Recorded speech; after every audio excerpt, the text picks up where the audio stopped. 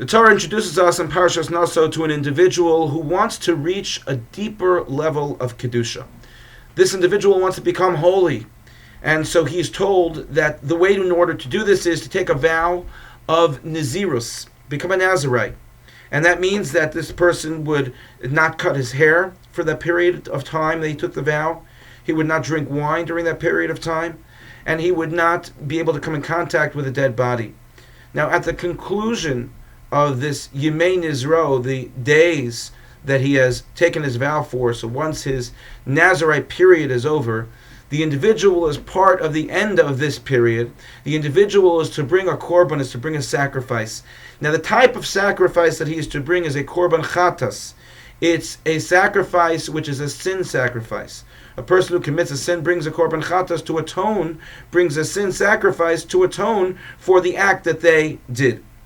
Now, why would this Nazir, this Nazirite, who is trying to raise his level of holiness, who tries to restrain himself, to separate himself from various pleasures in order that he can become a holy person, why would this individual be required to bring a korban, to bring a sacrifice that is known as a korban chatas, a sacrifice for a sin? What sin did he possibly do? So the Sadagera Rebbe Zatzal explains the following.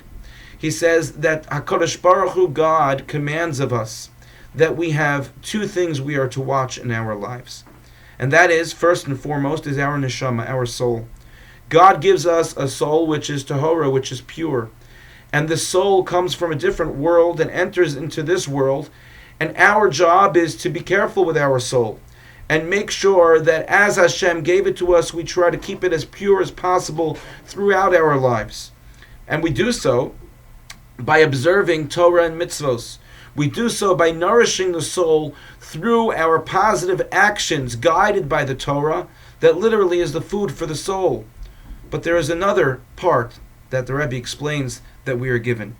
And that is, we are given a kli, we're given a vessel for the soul to be in this world. And that's our guf, that's our body. So while we have the neshama, which is the soul itself, that we have to keep pure, as we say in our Elokai neshama, our prayer every morning, Elokai, my God, neshama shenasata bi tehorahi, neshama that you gave to me, every single one of us was born with a pure soul. And over the course of our lifetime, sometimes our soul becomes impure, sometimes our soul becomes dirty. And we have the obligation to try to clean it up as most as possible. So he explains that's the soul. But then there's the guf, there's the body. And just like Hashem will say to us, hey, how did you do? How did you do with your soul? Did you keep it clean? Did you try to clean it up as much as possible? God will say to us, you also had a responsibility for your guf, for your body. You had a responsibility to make sure that you took care of your body as best as you possibly could, that your body was in good physical health, so that the soul could be clean because it's in a vessel which is clean. If I pour a cup of water into a cup that's not clean, the water will become dirty. And so he explains that what Hashem wants from us is to try to keep our bodies as clean as our souls, so that all in one will have a vessel which is clean, that holds a neshama, that holds a soul that is clean.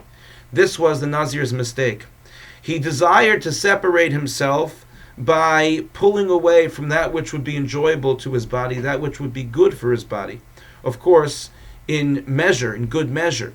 But because of the fact, even though that he was doing something which was positive, because of the fact that his physical body may have suffered, so during that period of time, because of that, the Nazir is required to bring a korban chatas.